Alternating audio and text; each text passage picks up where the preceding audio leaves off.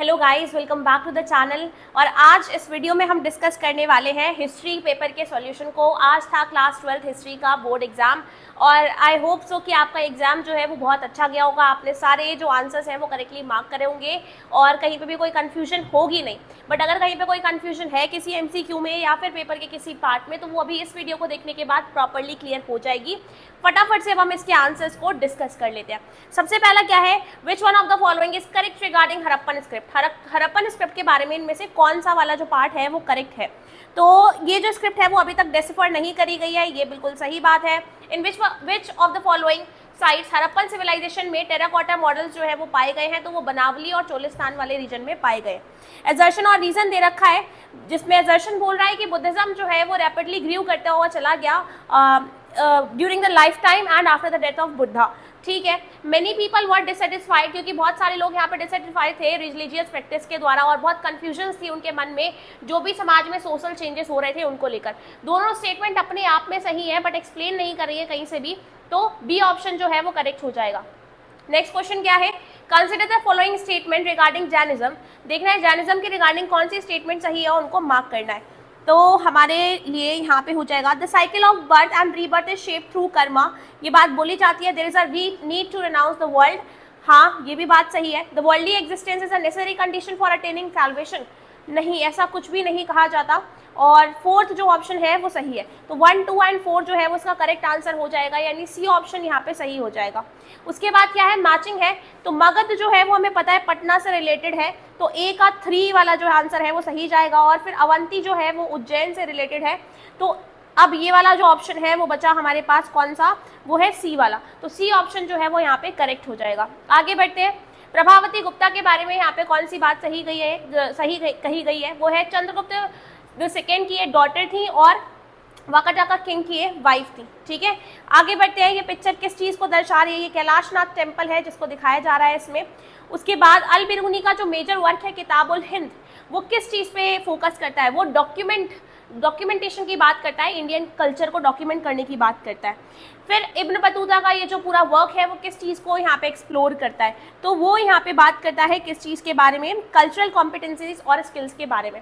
Which one of the following statement regarding colonial Mackenzie, Colin Mackenzie जो है उनके बारे में कौन सी स्टेटमेंट सही है।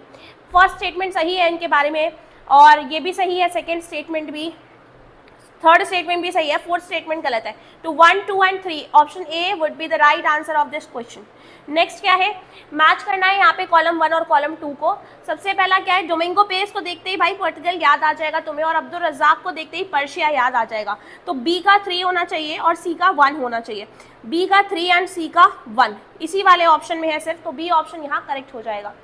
17th to 16th सेंचुरी के बीच में एग्रेरियन सोसाइटी के बारे में जानने के लिए कौन सा बेस्ट सोर्स है, वो है आईने अकबरी के क्रॉनिकल्स।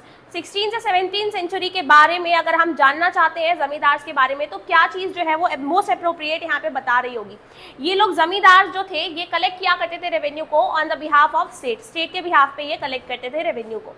मॉडर्न सिटी के टाइम पीरियड में अगर हम अपने फ्रेंड्स के बीच में डिस्कस करते हैं कबीर की टीचिंग्स को सोसाइटी में, और जिनको कुछ इनमें से आउटडेटेड भी मानी जाती है, वाइल अदर्स जो है उनकी सिग्निफिकेंस आज के टाइम पीरियड में भी देखी जाती है, तो इनमें से कौन सी बेस्ट होगी जो आज के टाइम पीरियड में भी सिग्निफिकेंस रखती है, तो वो होगी seeking simple connection with the divine, कि एकदम सिंपल कनेक्शन की बात करते हैं ये भगवान के साथ डेवलप करने में। अब यहाँ पे मेन कॉज क्या था संथाल रेबेलियन का, कि हेवी टैक्सेस और लैंड एनेक्सेशन की पॉलिसीज ये मेन कारण थी। Find the odd one out regarding the permanent settlement of 1793 का जो परमानेंट सेटलमेंट था उसमें से कौन सा इसमें अलग है, तो डी वाला इसका हिस्सा नहीं है, बाकी 3 चीज़ें इसी से ही रिलेटेड है। नेक्स्ट क्या है, कॉलम 1 और 2 को मैच करना है, तो नाना साहिब जो है वो कानपुर से बिलोंग करते थे, तो डी का 2 आना चाहिए, तो बी ऑप्शन यहाँ पे सही हो जाएगा। उसके बाद यहाँ पे क्रोनोलॉजिकल ऑर्डर में इसको अरेंज करना है, तो मैं अगर सारी चीज़ों को पढ़ लूँगी तो मुझे एक बात समझ में आएगी, कुछ भी कहीं पे भी आए but making of constituent assembly बिल्कुल लास्ट में आएगा, तो ये वाला बी ऑप्शन जो है वो करेक्ट हो जाएगा। ठीक है, उसके बाद विच one of the following was a की फीचर, सब्सिडियरी अलायंस का की फीचर क्या था लॉर्ड विल्सली के द्वारा जो 1798 में लेकर आया गया था, कि हम क्या करें, जो नेटिव टेरिटरी है ब्रिटिशर्स उसको प्रोटेक्ट करें, है ना। हालांकि मकसद कुछ और था उनका, फिर उसके बाद इसमें से कौन सा पेयर जो है वो करेक्टली मैच किया गया है, यूनियन पावर कमेटी जो है वो जवाहरलाल नेहरू से एसोसिएटेड है। आइडेंटिफाई करना है कॉन्स्टिट्यूएंट असेंबली के मेंबर को, ये जो इन्फॉर्मेशन दी गई है उनके बारे में उससे। तो फर्स्ट यहाँ पे ये प्रेसिडेंट थे और कॉन्स्टिट्यूएंट असेंबली के, और फर्स्ट इंडिपेंडेंट इंडिया के भी प्रेसिडेंट थे। तो कौन हो सकता है? One and only doctor Rajendra Prasad. इसी के साथ सारे के सारे एमसीक्यू का सॉल्यूशन मैंने आपको यहाँ प्रोवाइड करा दिया है। इसके अलावा अगर आपको किसी और पार्ट में क्वेश्चन पेपर के डाउट है तो आप मुझसे कमेंट सेक्शन में पूछ सकते हैं।